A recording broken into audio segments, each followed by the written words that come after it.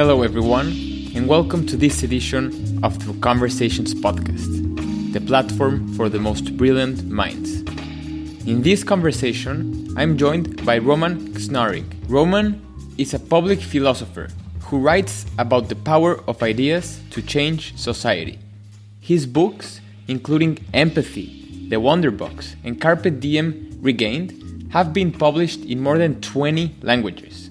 His new book, The Good Ancestor, How to Think Long-Term in a Short-Term World, has been described by U2's The Edge as the book of our children's children will thank us for reading.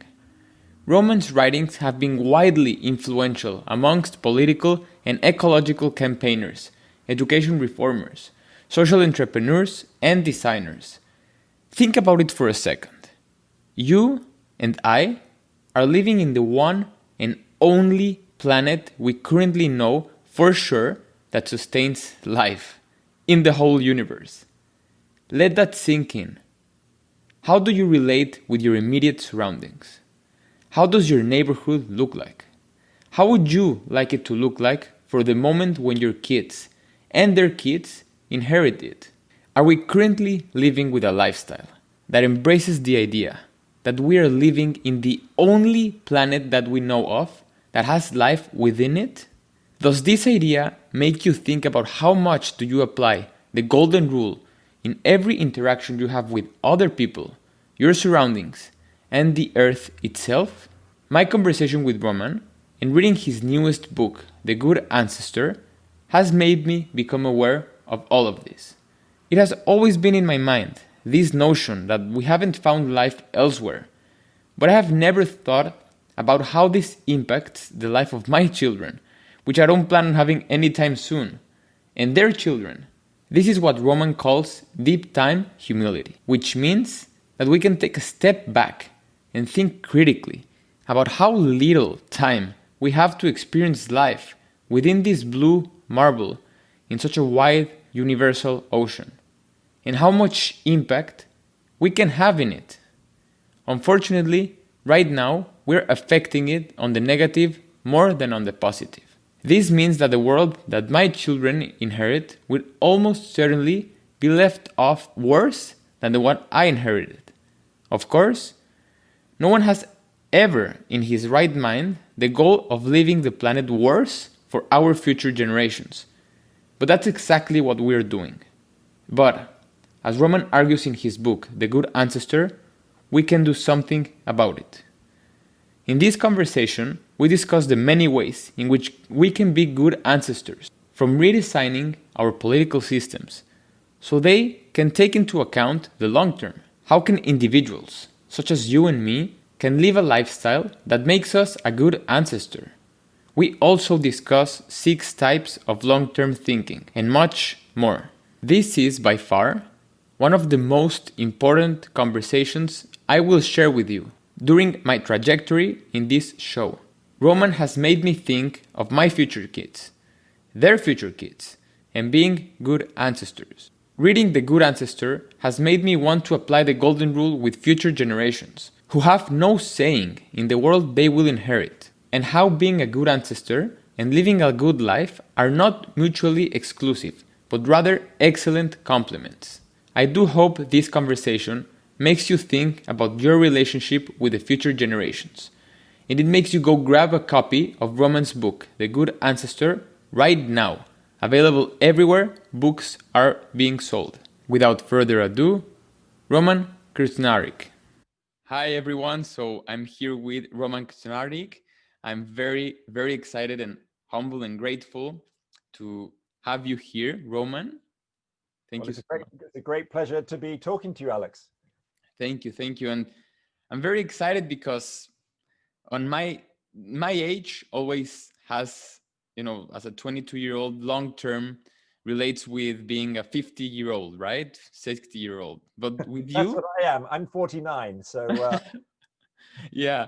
So planning a lifetime at 22 seems to just be 30 years away. But with you, I'm very excited because you involved in your book, The Good Ancestor, How to Think Long-Term in a Short-Term World. You involved our future generations, and the kids, my kids that are not here yet, and their kids. So thank you so much for doing this, and thank you for opening the forum for the future generations that don't have a say right now, but still will inherit a future in the world. So talk to me, Roman, how did your book emerge? What happened that sparked your interest in thinking long-term, in short-term world?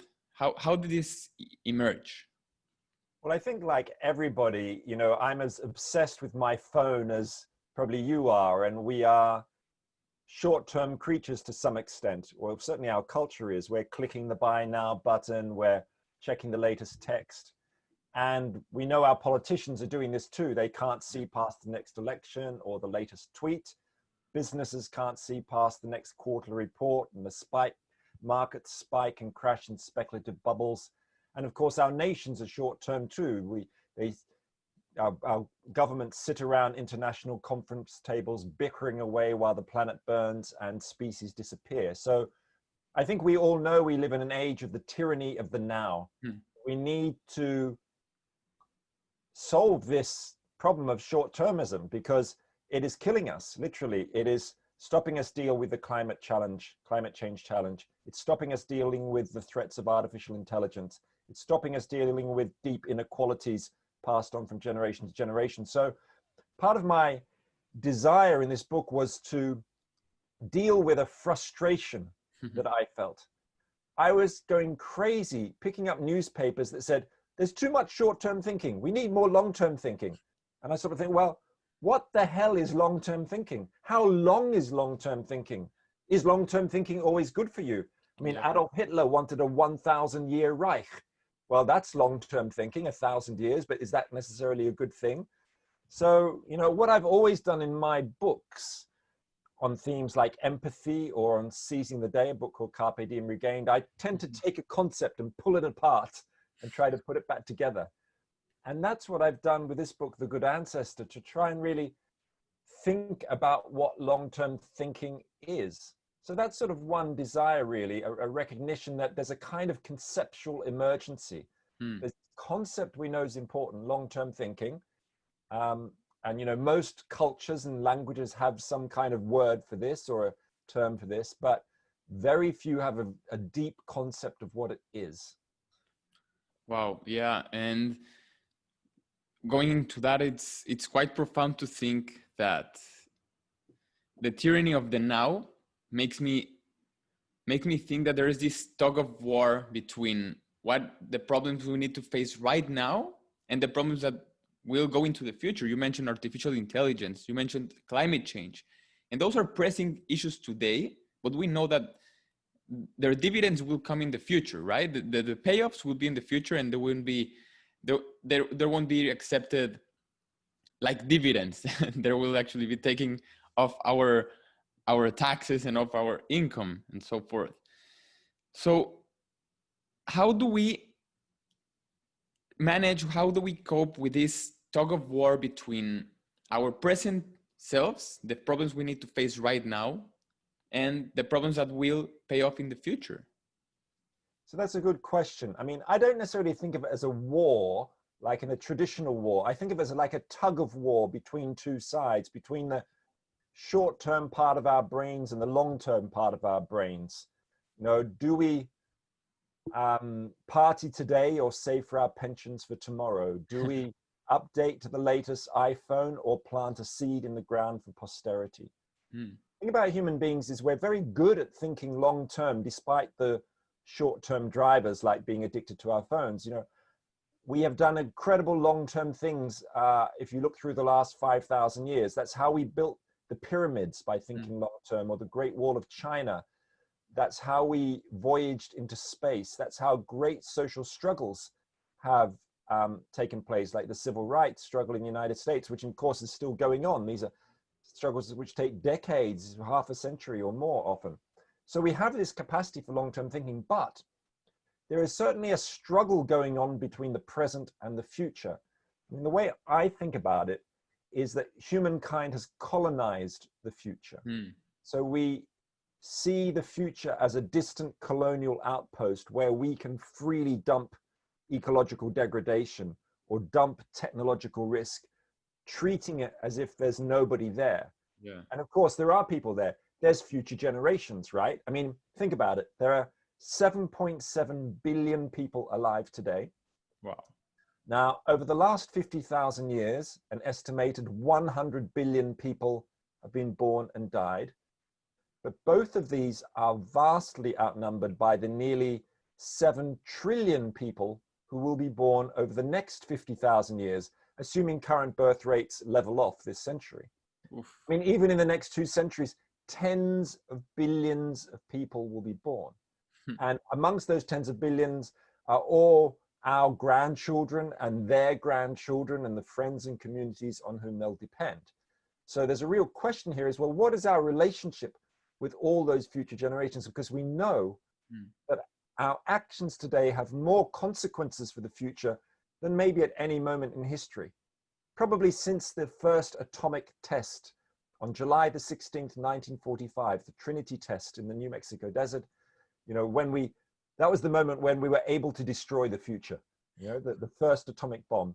Since then, well, we've just gone on with ecological degradation, fossil fuels, ocean acidification, as we mentioned, the threats of artificial intelligence, genetically engineered pandemics, as well as naturally occurred pandemics. You know, we are dumping a lot on the future. And so there is a big question there, as you say, well, in a way, there's a struggle to be had, which is, how do we liberate the future from domination by the present? Yeah. What role should you and I and everybody listening to this be playing in taking care of the future? Because something that's happened since the end of the Second World War, which is that our moral circle has extended across space. So instead of just thinking in terms of our city or our nation, we think on much more on a global level. That's how humanitarian aid and development aid have emerged since the Second World War, because we care for people on the other side of the world much more than we did in the past.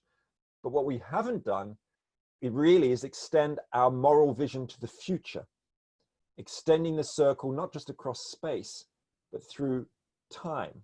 Yeah. And I'm someone who, you know, is has been subject to this as much as anybody else. I mean, back in the 1990s, you know, I spent a lot of time in Guatemala, actually, was where I did my PhD. And I was working on interviewing indigenous people and members of the economic elite.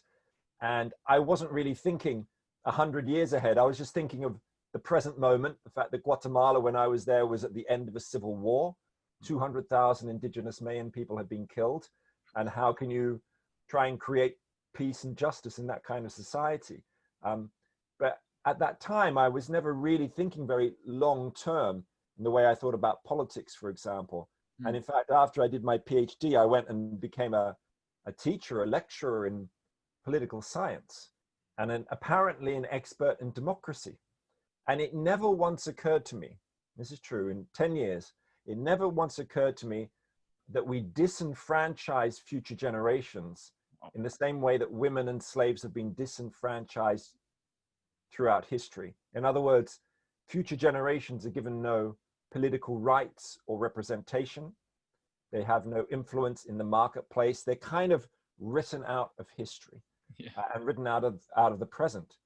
So going back to your question, although I wouldn't quite call it a war between the present and the future, there is certainly a struggle for intergenerational justice. And a question we must ask ourselves which is, what is our responsibility to the future? And how will those future generations, those 7 trillion people, look back on us and the choices we made or did not make at this moment when we know so much about our potential impact?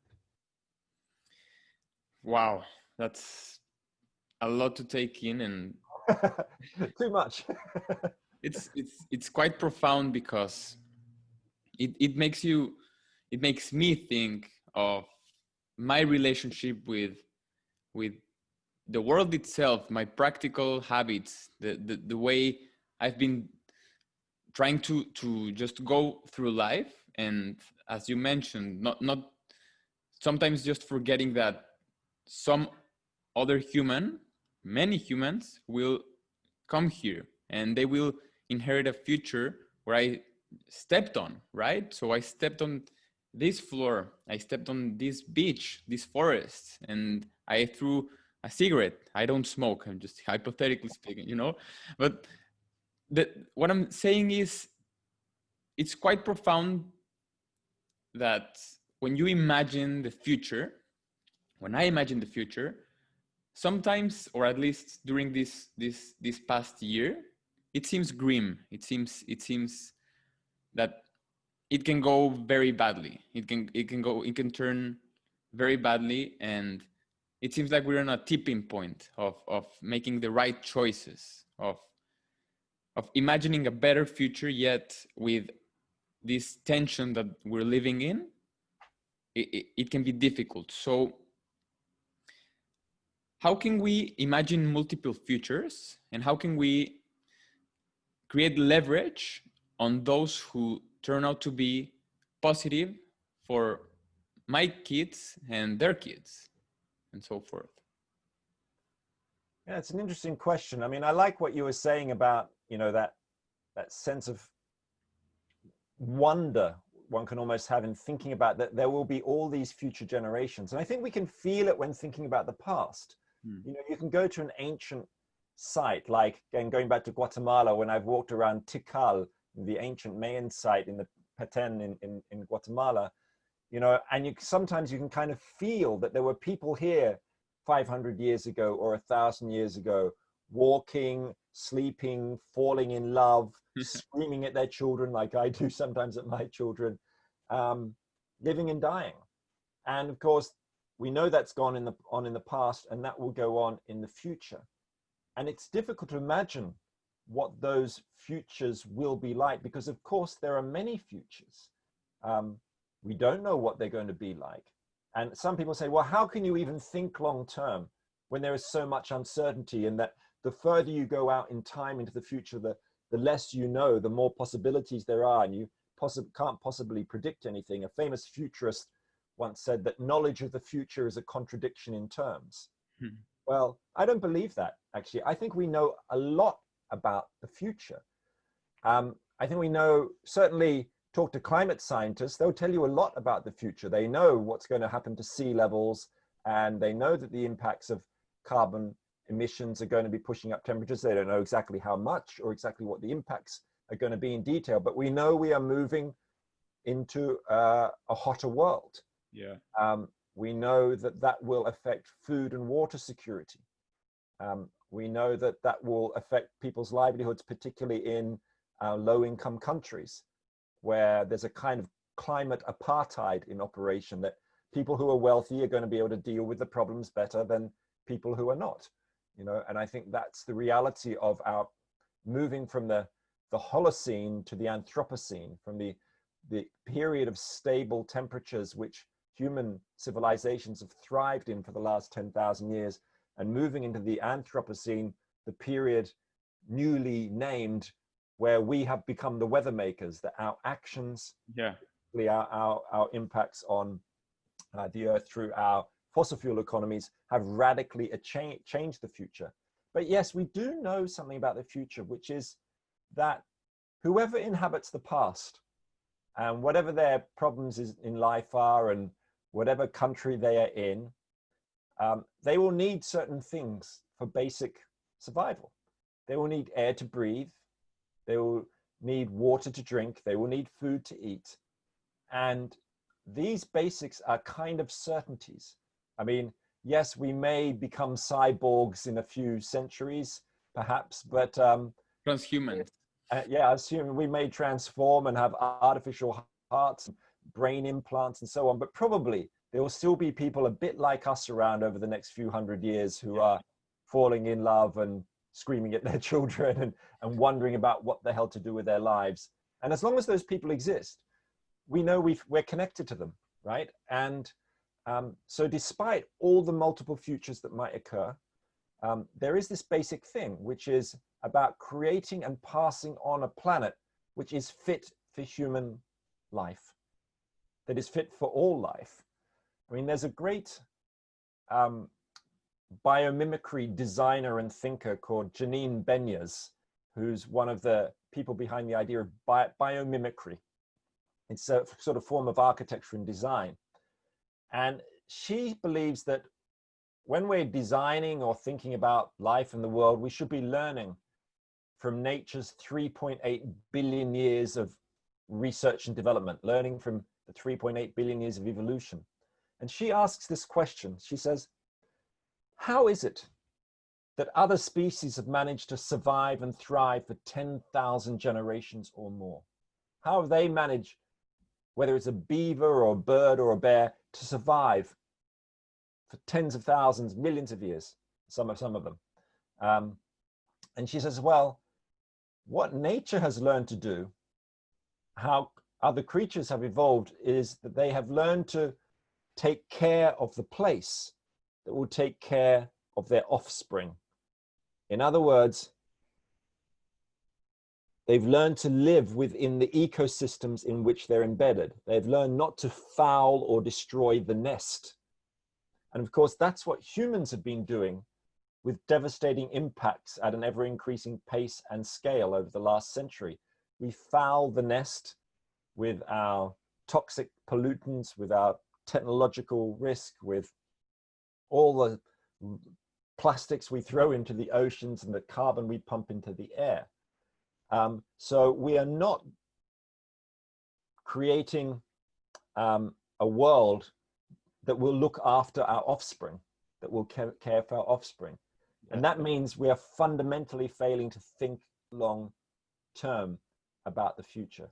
So I believe, standing back in the last 4 or 5 years, I've been writing and thinking about long-term thinking. In a way, the eventual conclusion I've come to is that the secret to long-term thinking is to not just to think about lengthening time, but to think about regenerating place, right? In other words, to restore and repair and care for the living world that will take care of our offspring, all those generations going into the future. So that means, wow, that's falling in love with mountains and rivers and ice sheets and savannas. And at least for me, that's a new kind of thinking. In my 20s and 30s, I wasn't greatly driven by any kind of ecological vision. I was much more interested in human rights. That's why I went to Guatemala to work with indigenous people and try and study Guatemala's 36-year civil war and how to stop that kind of violence and deal with that kind of poverty. But gradually I've recognized that the big picture is about taking care of the planet. And in a way, I've learned most about that from people like Janine Benyus, the biomimicry. I've learned most about that from people like Janine Benyus, the biomimicry expert, and from fields such as ecological economics, which is all about how do we create an economy which stays within the boundaries of the living world. And wow, that's amazing. It all goes into one notion that you discuss in the Good Ancestor, which is cyclical time and linear time, right? So when you say an ecological economy, so to say, to put in that sense, it's cyclical. It's not just about buying it and throwing it away. It's not just about being born and just dying, right? It's a continuous cycle. And you touched upon a great thing, also mentioning survival, right? Our next generations will need air, they will need oxygen, they will need water, they will need a place to be safe from fire, from water, from rain, right? From storms. But they also, as you said, they will need a place to flourish as human individuals. They will need a place where they can fall in love, where they can laugh. And that's one of the biggest takeaways from your book, that we're trying not only to make a future where they can survive, they need to thrive, they need to experience their humanity.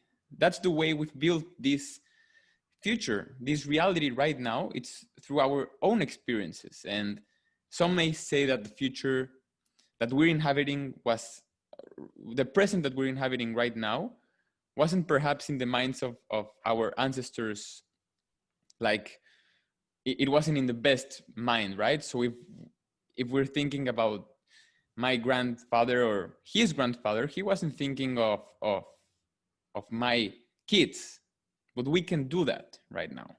We can actually put ourselves in that place. And it goes into the latter part of your intervention right now, was that we need a spiritual relationship with nature. It seems that my generation, at least, has lost a connection with meaning in life. We've been parting away from religion, for example, big institutions that harvest long-term thinking. One of the 6 ways, which I like to discuss with you in your book, The Good Ancestor, for harvesting long-term thinking is cathedral thinking, right? So building huge institutions, building huge cathedrals, like in Barcelona. And that gives me hope that we can actually tap into that notion of cyclical time, of long time. And I remember Pierre Chanou when he mentioned the difference between 2 times. There's the vectorial time that you discuss in your book as well, and there's a cyclical time. And I'm just amazed by how can we think about long term, but now I guess that my question is, where do you think long term lies? Does it lie in our brain? Does it lie in our institutions, in our culture? Where does long term lie? That's a really great question, because I think there's a lot of assumptions that human beings are by nature short-term creatures, that we are driven by short-term rewards and instant gratifications and the buy now button, which we mentioned earlier. One of the fascinating things I've discovered when doing this research on long-term thinking is that actually our brains are long-term. They have long-term wiring in them along with the short-term wiring. So for example, the way I think about it is that we have a kind of a marshmallow brain and an acorn brain. And the marshmallow brain is the bit which focuses on immediate rewards. And it's named after the famous marshmallow test from the 1960s, where a marshmallow was put in front of kids. And if they could resist eating it for 15 minutes, they were rewarded with a second marshmallow. And the majority of kids took the marshmallow. But we also, that is not the whole story of who we are. We also have this part of our brain, which I think of as the acorn brain. So like a seed that you can plant, and that's the part of our brain which is all about long-term thinking and planning and strategizing. And it lives at the front of our heads in the frontal lobe, a part called the dorsolateral prefrontal cortex. And it's really interesting. It's only a new part of the brain. The marshmallow brain's about 80 million years old. The acorn brain is new. It's only about 2 million years old. But it's more developed in human beings than most other species. So other animals do plan a bit for the future. So a chimpanzee will take a stick from a tree and take off the leaves and put it into a hole to get termites out. But they'll never make a dozen of these tools and put them aside for next week. But that is just what humans do. Yeah. That's our acorn brain in action. That's how you can plan for your children's education or write a song list for your own funeral. That is how we've managed these long-term feats. Like, you know, there's something called the Svalbard Global Seed Vault in the Arctic Circle, which is maintaining the world's plant biodiversity. They've collected over 1 million seeds from 6,000 species being kept in an indestructible rock bunker in the Arctic Circle. It's designed to last 1,000 years. Wow. That's the acorn brain in action. So I think very deep in us is this tug of war between the marshmallow and the acorn. And then the question is, okay, how do we create a society that nurtures or amplifies the acorn part rather than the marshmallow part? Because, you know, you raise that question, does long-term thinking lie in our brains or institutions? Well, it's kind of both, because our institutions and technologies are designed mostly for the short-term marshmallow brain. So for example, let's go back to the buy now button. You know, if you go on to an online shopping emporium, I won't name any particular companies, you'll see the buy now button. Now, just imagine a different world where when you pressed buy now, it had a drop-down menu with a number of choices like buy in a week or buy in a year or borrow from a friend. And that when you clicked buy in a year, then you get an email in a year's time saying, do you still really want to buy this yoga mat? You still want to buy this phone? You know, and I think most of the time we probably think, oh, we don't actually need that anymore, right? So I'd love to hire some hackers to go into the online shopping sites and to change the buy now button, because these little small changes, I mean, that's a behavioral shift, one might say, would change us. But also we've got to think about our political institutions. How do you redesign them for the long term? So let me just give you an example, because this is actually going on around the world. I mean, I live in Britain, and in Wales, there is a Future Generations Commissioner. It's a political position where the job of the commissioner is to look at the impact of legislation in healthcare or transport or environment, looking about 30 years ahead. It's not very far in the future. She doesn't have a lot of power, but it's pretty good compared to what most politicians are doing. Or in Japan, there's this really inspiring movement called future design. And itself is inspired by the Native American idea of seventh generation decision-making. So making decisions based on the impact 7 generations ahead, which is what happens amongst today in Iroquois and Lakota peoples in North America, indigenous peoples. But in Japan, they do it slightly differently. What they do is they invite local citizens to discuss and develop plans for the towns and cities where they live. Wow. They split them into 2 groups. And the first group, half of them are told that they are residents from the present day, from the here and now. And the other half are given these like ceremonial robes to wear, like kimonos, and told to imagine themselves as residents from the year 2060. And it turns out that the residents from 2060 systematically advocate far more radical and transformative plans for their towns and cities, whether it's investment in healthcare or action in climate change. And this future design movement in Japan has spread from small towns to big cities like Kyoto.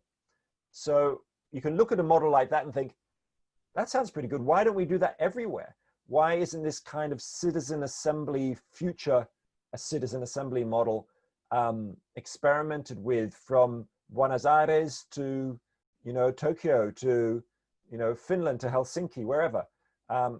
People could be experimenting with it everywhere, and I'd like them to do that, because then what we would start to see is that,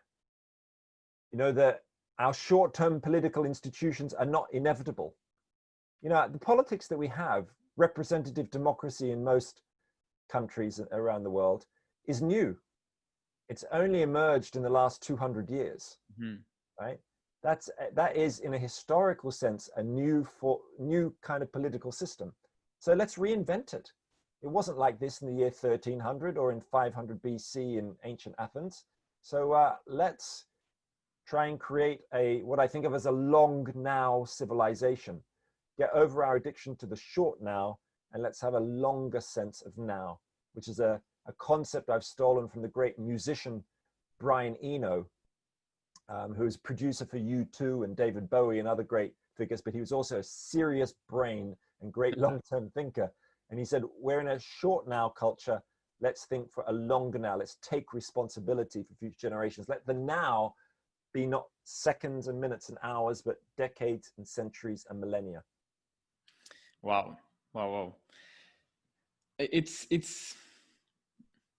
speaking with you, it's amazing. It's just, oof. Thank you so much for saying that. And going into politics, it's amazing, right? That for me, I was born in a nation state, right? And for me, it's a given. It's like a predetermined boundary of the physical world I live in. But it's not. It can be changed, and it can be modified, and it can be upgraded in consequence. And I keep thinking, so I'm studying political science, and I see that elections go every 4 years. And it seems that the notion of changing regimes, it's good because it doesn't allow tyrannies. It doesn't allow, corruption, so to say, the whole mechanisms of checks and balances. But now it has turned into into 4 years of creating an administration, creating an agenda, and the next candidate says, I'm going to tear away all of the other candidates, all of the recent president agenda, and create my new one.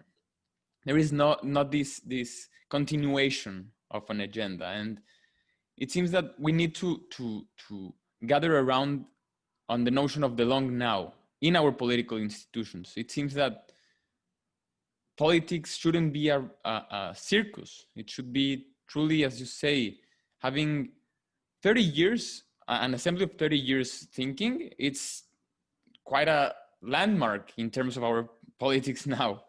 So gather around that notion. And speaking of politics, comes into my mind democracy, right? So do you think that our democratic systems truly reflect or are truly an ally for long-term thinking? Yeah, it's really interesting because I think our political systems are kind of divided. On the one hand, you've got electoral politics, which is very short term.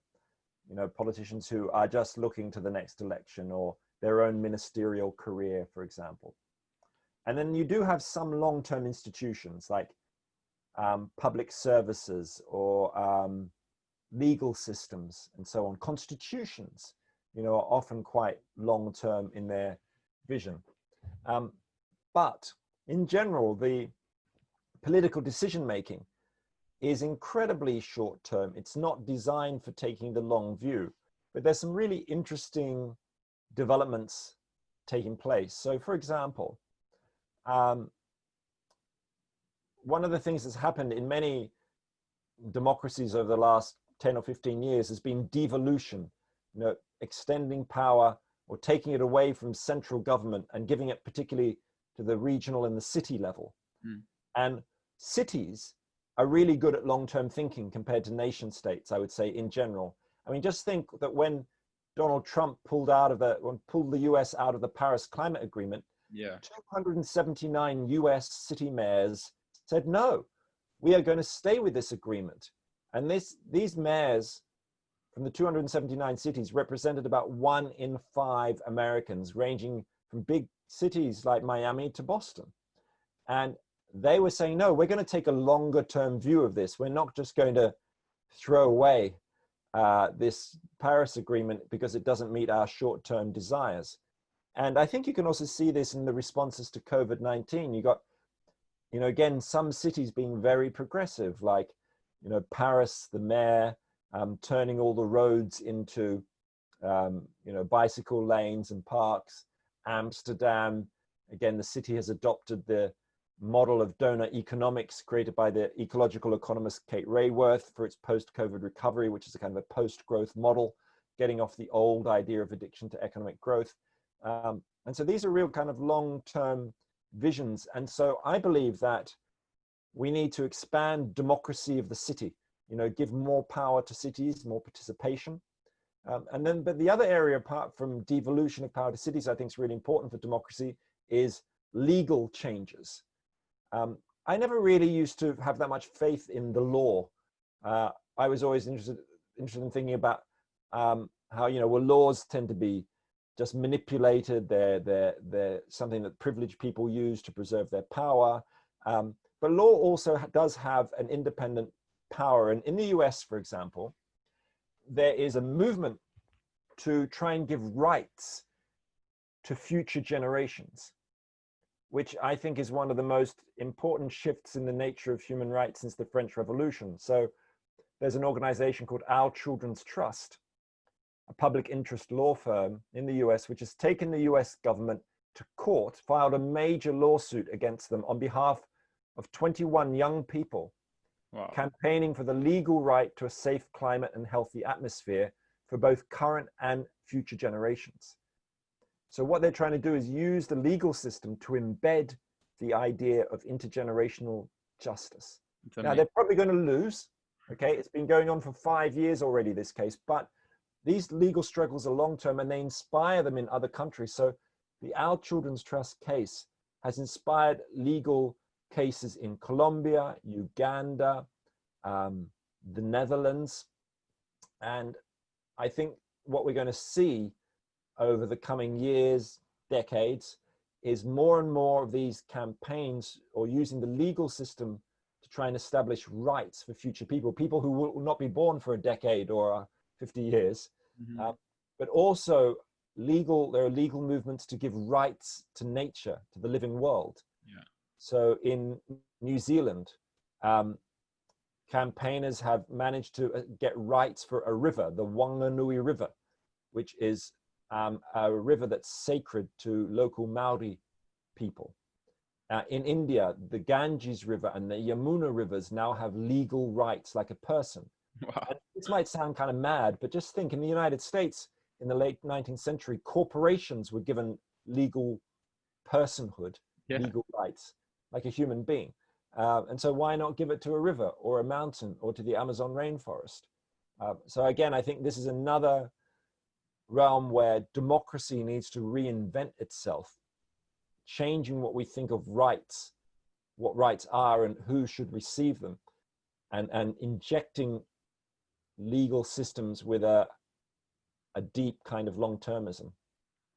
Wow, and that goes into the notion of reshifting our relationship with Earth, with our habitat, as you mentioned earlier, and it gives power to a narrative which you've talked before, and that the narrative is called Gaia, right? Trying to have this relationship with Earth as a sacred place, and that's something that we need to create a vision, right? So having rights for our lakes, for our rivers, for nature itself, it's amazing.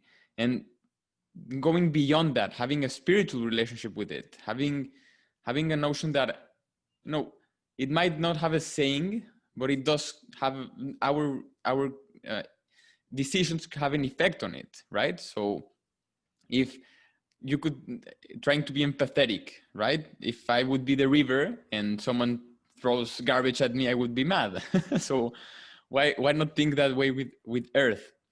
And that brings me into I have had a guest, Andrew Maynard, Professor Andrew Maynard, and he talks about future, and he talks about sci-fi, and he also mentions our notions of should we do it and can we do it, right? So in science has been driven by the can we do it. So I think that when you mentioned the one button earlier, it's this notion of should we do it? Should we truly buy that yoga mat? Is it really necessary?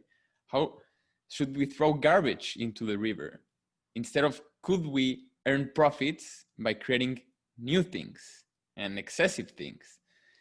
So I want to get into we've talked about institutions, and I would love to dive deep into individuals, right? So how can I join the long-term thinking mindset? How can my day-by-day decisions truly reflect that I'm walking my talk, right? I'm all in for long-term. Yeah, because it's a complex question. How do I, as an individual living here and now, start feeling, thinking, acting for the interests of people beyond my own lifetime? Because that's really what long-term thinking is about. For me, long-term thinking has got to be at least 100 years beyond the ego boundary of your own mortality. That's what cathedral thinking is about, embarking on projects which may take longer than your lifetime or will exist beyond your lifetime, like the medieval cathedral builders who started building their churches knowing they'd never be finished while they're still alive. So what can we do as individuals? Well, a couple of weeks ago, I was with my children on a beach on the south coast of England, where we go every year, and we were looking for fossils. Wow. And finding fossils, holding them in our hands. These were fossils which were 195 million years old, of little squid-like creatures, just tiny bits of rock. Now, no one had ever looked at them. No human being had ever seen them. They'd come up, washed off the cliff during a storm. I think some people can look at one of those fossils and have a real sense of wonder and deep time, a sense that we are just a moment in the great cosmic story going back 13 billion years to the beginning of the universe, and at least 5 or 6 billion years forward to the death of our sun. And I think when you have that kind of sense that who are we in relation to time, that we're just tiny, that gives you a kind of what I call deep time humility. It makes you sort of think, well, who are we, to wreck this world without ecological negligence and technological dangers that we put into it. And it makes us act differently. But of course, not everybody responds like that when they see a fossil in their hand. Some people think, oh, this is just a rock, For other people, it's like you might want to visit an ancient tree. Maybe there's a tree near where you live, which is 1,000 years old, and you can feel its age. But for other people, they really feel it when they have children, and they can imagine them. I imagine my daughter and my son, I've got twins. I imagine, like, say, my son, who's now 11, sometimes I imagine him when he's 90 years old. I imagine him at his birthday party, surrounded by friends and family. He's got an old and wrinkled face. His eyes are fading. And I look out the window and see what kind of world is it outside that he's living in. And then I imagine someone coming over to him and putting a tiny baby into his arms. And it's his first great grandchild.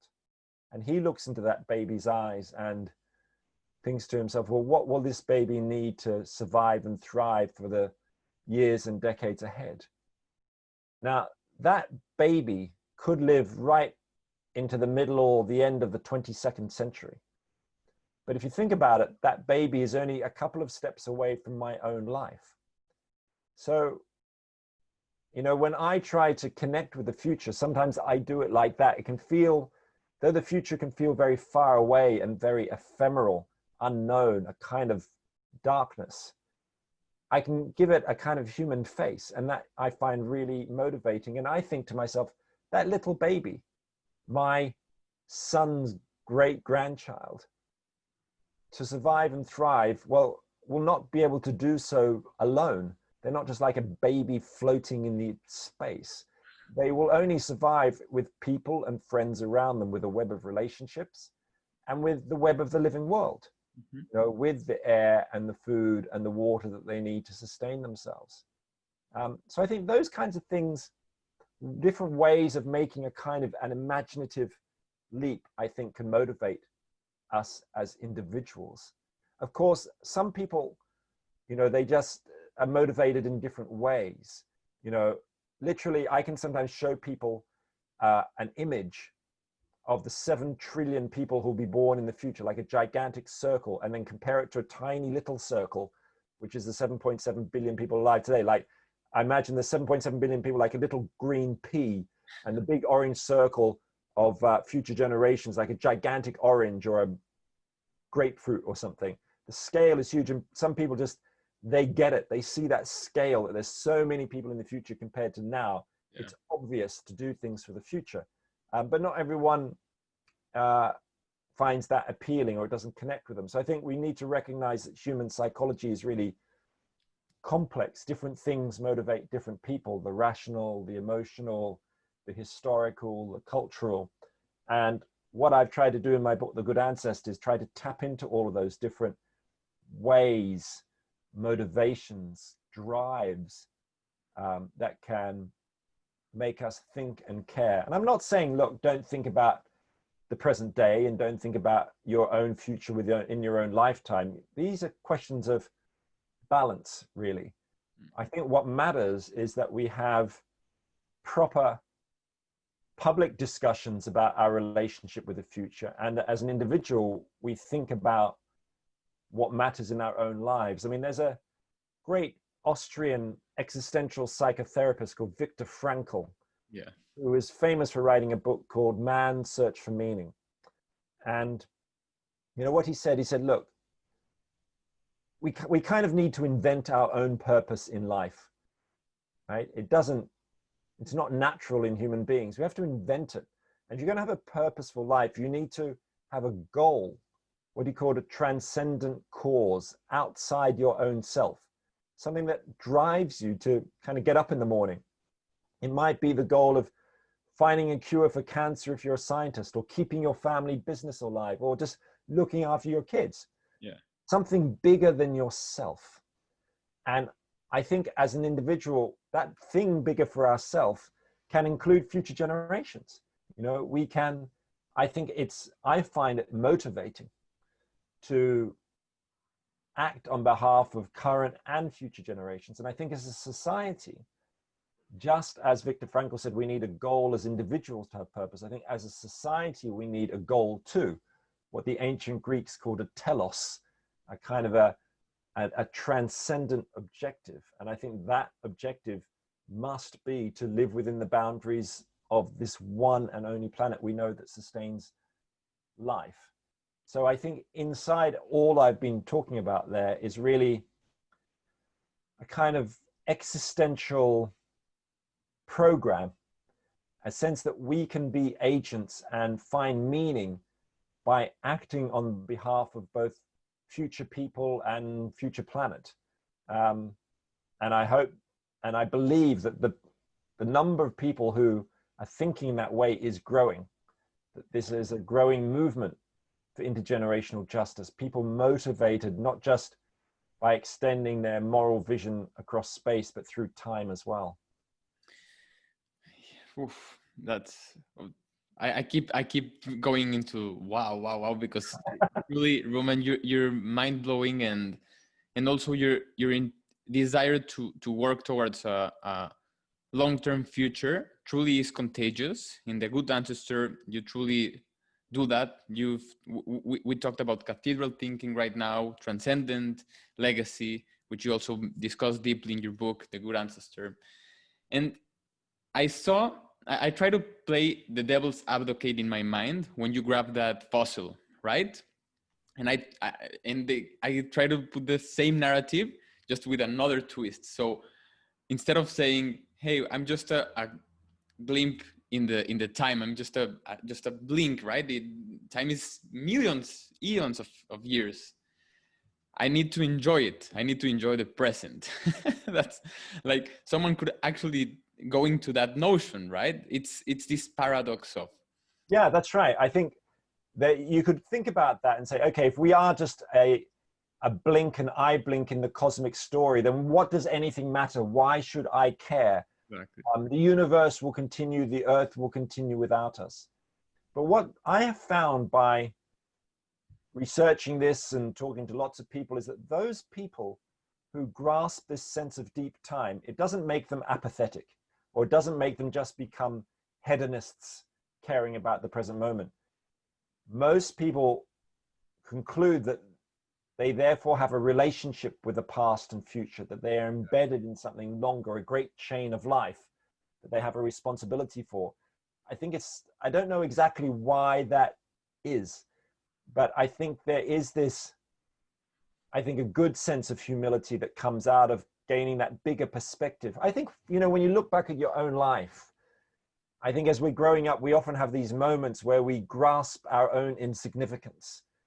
You might be on top of a mountain, and you realize, oh God, my life doesn't really matter, compared to the hugeness of everything. But I think for most people, it doesn't make them become ultra selfish. It actually makes them become more caring and empathic, when they get that larger perspective.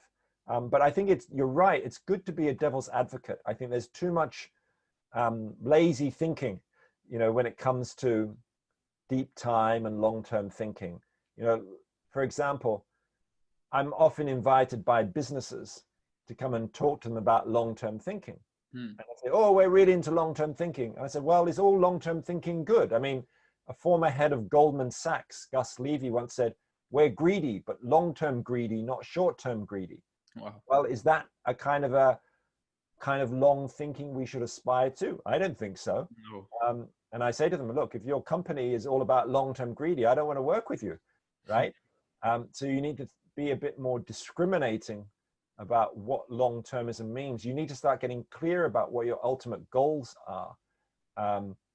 is your goal just long-term profits, or is it actually something bigger than your own company or your own life, or even in your own nation?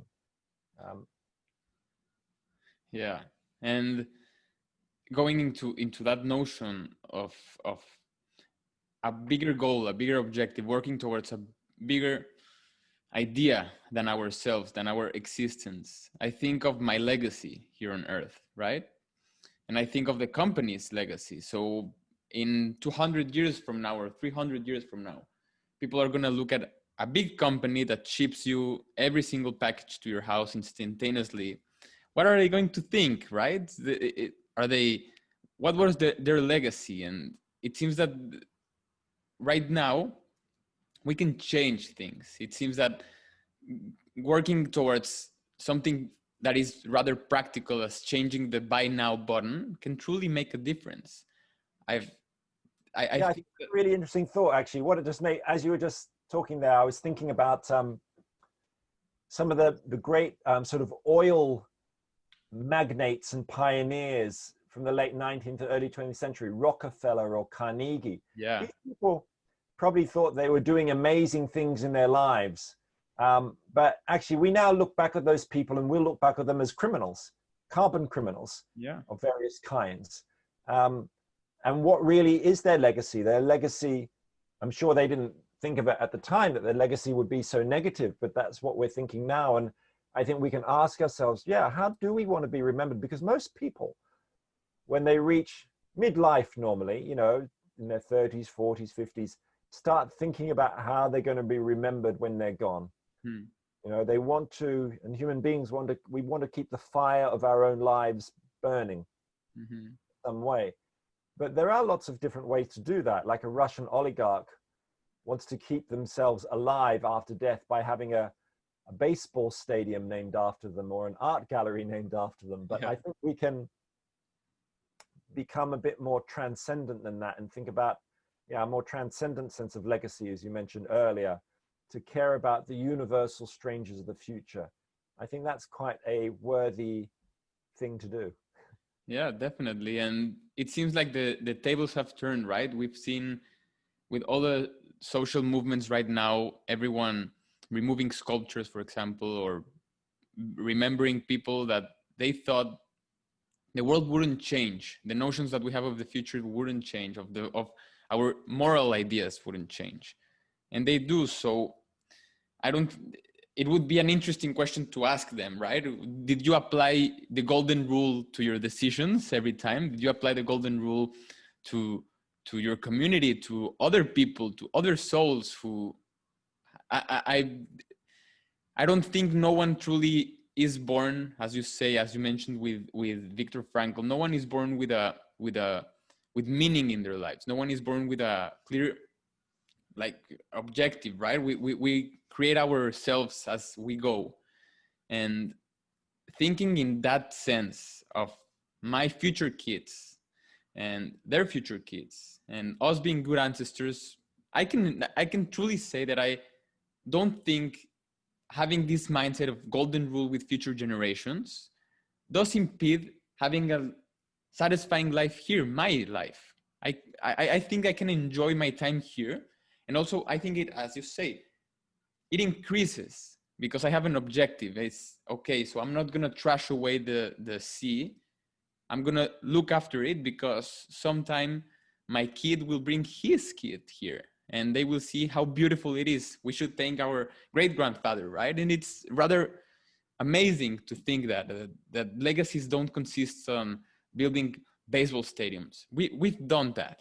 It's past our mindset. We're now in the verge of technological breakthroughs that we can't imagine. Like talking it simply here, you and me, about artificial intelligence, just mentioning it like in the air, it's mind-blowing. As you say, we can create rights for nature, we can create rights for future generations, and we can think of building laws to protect artificial intelligence sentient beings who may have feelings. It's mind-blowing. And it goes just, I'm becoming passionate, so trying to lower it down. I'm passionate about the future because I've inherited a good life, and it creates a sense of responsibility with me. It creates this boundary of my tools, my skill sets, my abilities to create a future. At least maybe they're not harvested, but we as human beings discussing these issues, discussing long term, can persuade ourselves to becoming better ancestors. And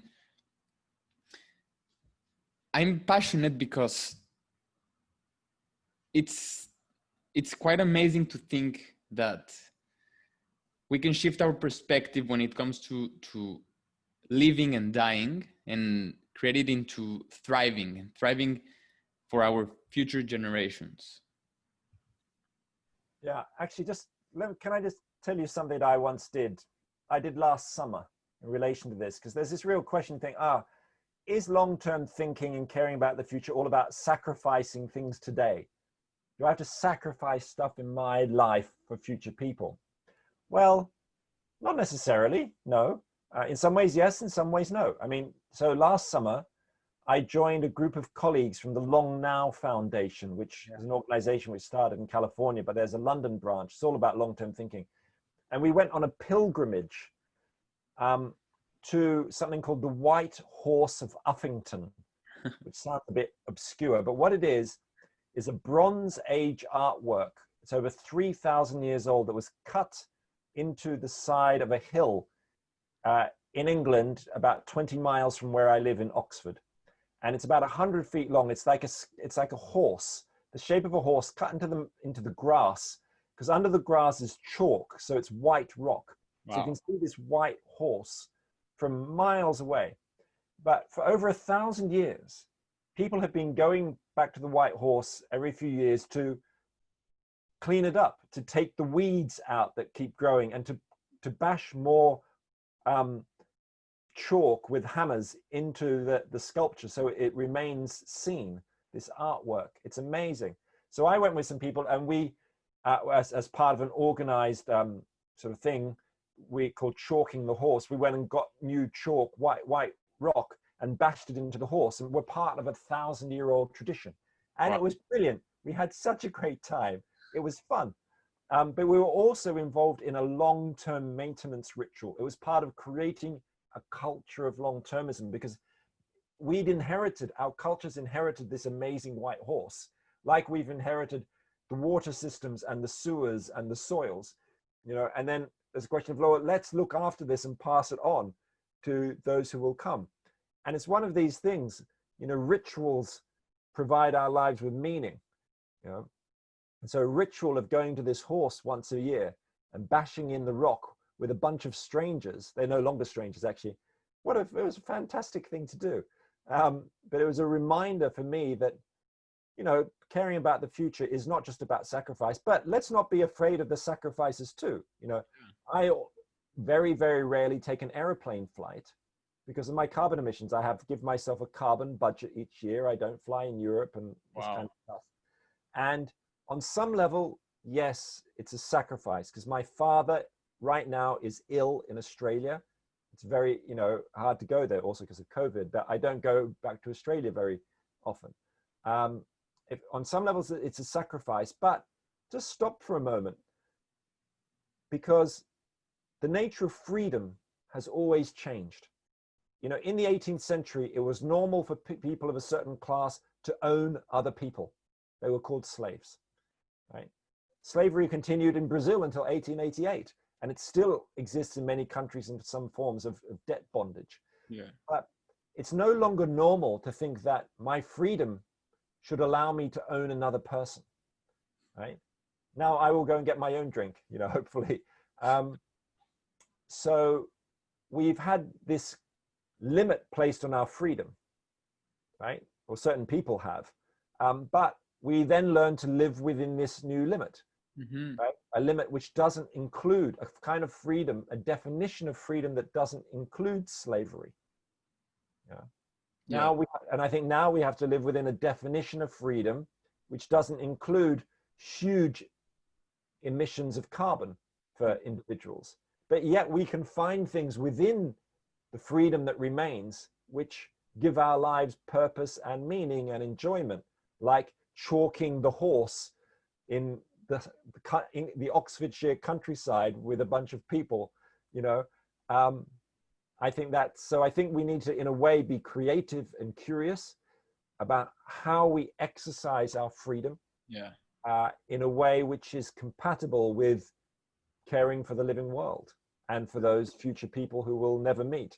And that, I think, is I love that challenge. It is. It's amazing, and it's fun. It's quite a perspective shifter, right? We often think of there's this idea that you discuss and discounting the future in economics, right? But let's enhance it. Let's create it.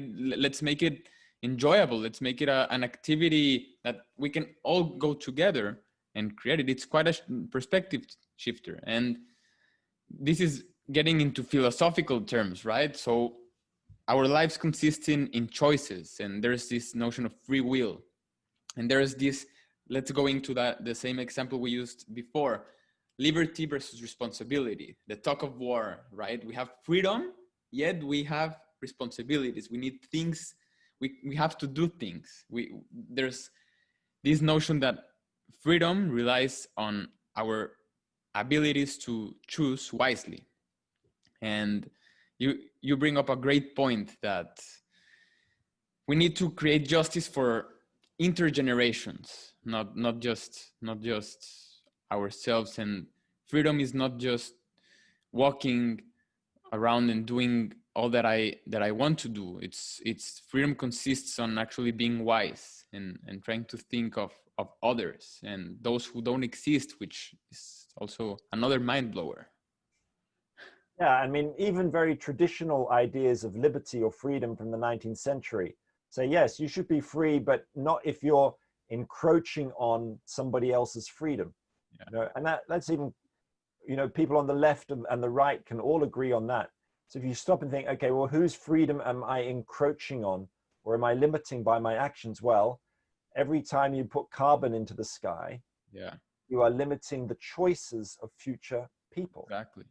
And I think if you read something like the economist Amartya Sen, his book Development as Freedom, and he's got this idea of capabilities, what's called the capabilities approach to development. You know, it's all about we should act in a way that enhances others people's capacity to make choices in life. Exactly. And who are we to limit the choices of those future generations? I mean, it's quite an arrogant and dominating thing to do. Yeah, it should be quite the opposite, right? We have to think into enhancing their choices to be born in a... So in fact, in a way, you know, we can think about all of this question about intergenerational justice and the future in terms of notions of freedom. Yeah. And I think, you know, again, for some people, that idea can really resonate. You know, other people like talking about justice, others about legacy, others about deep time, others about their kids. You know, I think we all need these different ways to think about it, as I said earlier. But unfortunately, I'm going to have to go pretty soon, Alex, because my time is running out and I have another appointment. Is there any final big question we should talk about? Wow, the time just went by. Sorry about that. I didn't even notice.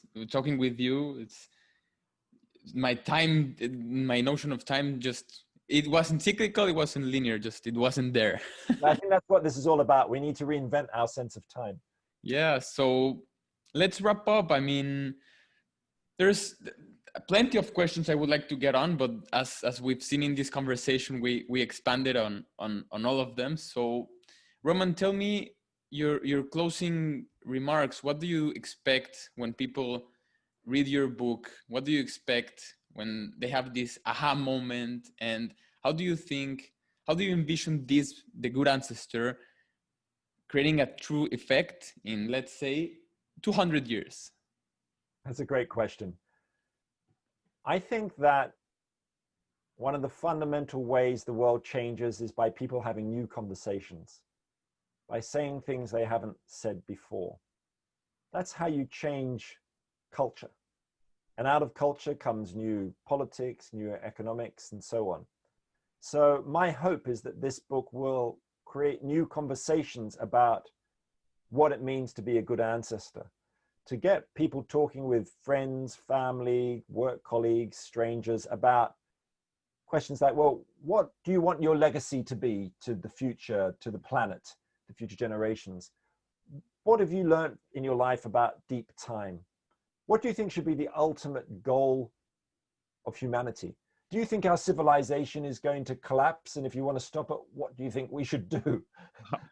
All of these big questions, these are kind of questions I raise in my book about different ways of being a good ancestor. But my hope, I guess, is that in a couple of 100 years' time, that talking like you and I are talking now is going to feel completely normal, that we will live in a culture where we feel that the people here today, that the living and the dead and the unborn are all here in the room with us, all here having the conversation with us.